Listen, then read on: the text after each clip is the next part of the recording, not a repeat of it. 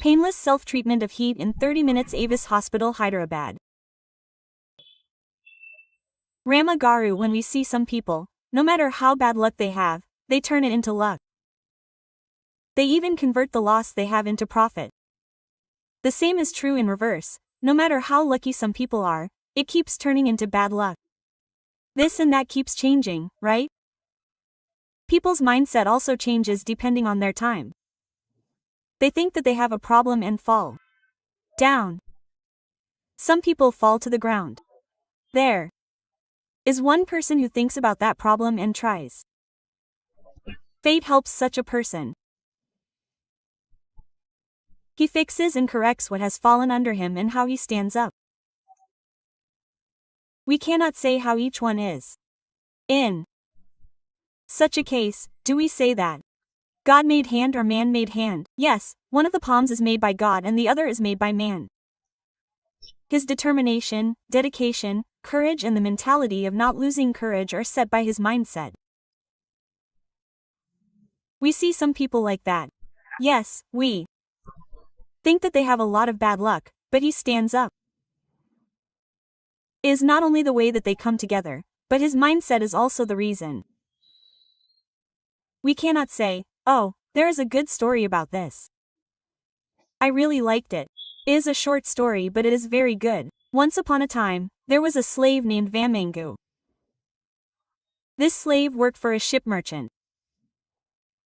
The ship merchant was very good. What he did was give him a small ship and said, "You have been working with me for many years. Vamangu, you do business with this ship. You come up and I will hire another slave." Quote. He bought some goods and put them on the ship. That was the way it was in those days for selling. What happened when he went? He was unlucky. He got lucky. Who gives ships? They don't give them, they give them.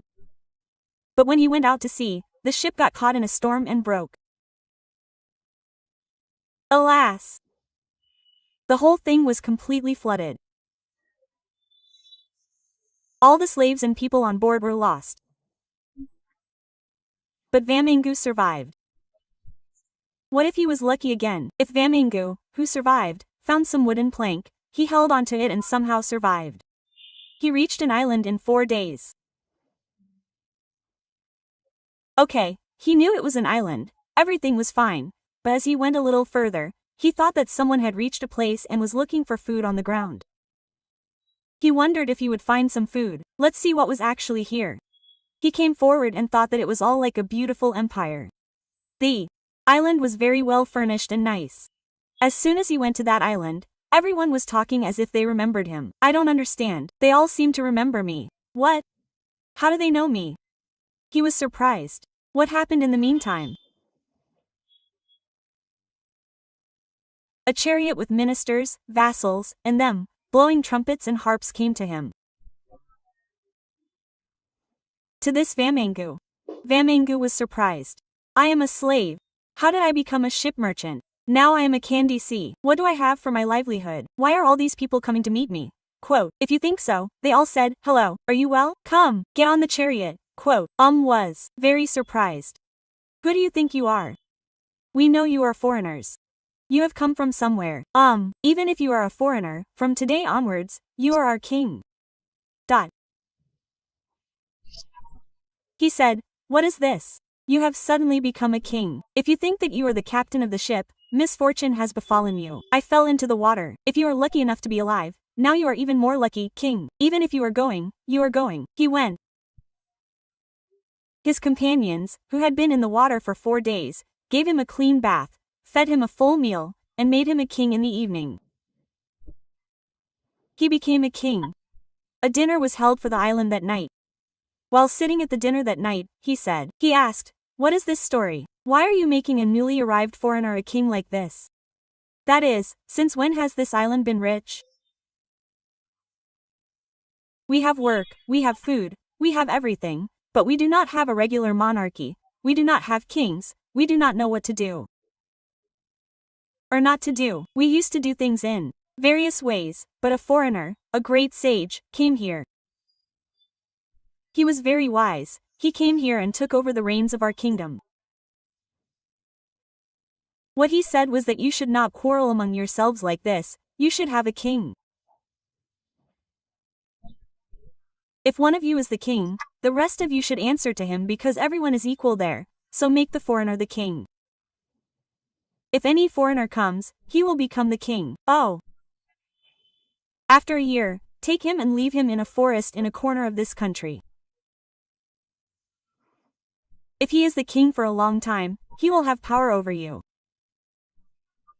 Why should we give power to a new person? Don't give him that much. Teach us to elect a new king every year. We have elected so many kings so far, and now you have come today. The matter is good. Otherwise, he had doubts about what they would do with me after a year. We will leave them in the forest, that's all. What else will we do? We will not give them food or anything. Taking them and leaving them in the forest is your death. You will die. They will not go away. Oh well, that's all. They will enjoy royal pleasures for a year. They will have pleasure. They will also have the opportunity to run the administration. This Vamangu has worked as a slave. He doesn't need all these royal glories. He lives a simple life. Okay, after becoming a king, he will handle all the administration here. He did a little. He thought about it in 15 to 20 days. Where will they leave me tomorrow? Let's see what it is. He asked some people and they took him. If you go there, you will see that it is a big forest. There is no human movement. All the kings who have been abandoned are gone. That's all. There is no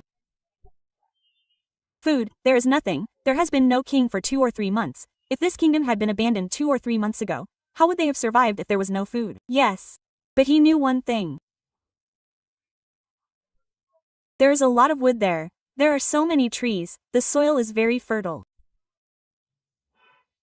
What did he do? He started going there every week. While looking after the administration here, he took some soldiers from here and started farming there. He cut down all the trees and built some buildings. He was preparing the buildings in advance. He was preparing them. From there, on the other side, he started farming on a nice, wide, fertile land. And who would go from here every day to work there? He took a group of people and dropped them there to work. When they were there, what did the people in this village do with their wards? They started going to the kingdom in the forest. What about wards, marriages? After 6 months, a world construction would take place there. From there, the big people, now the sculptors, all the people who worked here to build buildings, should go. Earlier, only the woodcutters went. Then the woodcutter left, the woodcutter stayed there.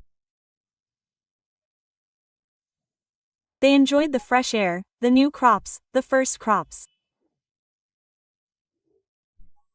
Gradually, a city was completely built there. It was happening like Amravati. A year had passed. As soon as a year had passed, they said, "We will send you the king tomorrow." And so he said happily. The officials who came to send him were shocked. They asked the same thing. There is a city here. They looked around the whole city. From there, the next day, all the wealthy householders in this village came to see. There was no forest. After 3 days, they held a big meeting and decided to unite this city and that city. There was only one king for both cities, Vamangu. The previous kings did not have that knowledge. Everyone knew this. If they said, "We will leave you later," they left you later and prepared to die.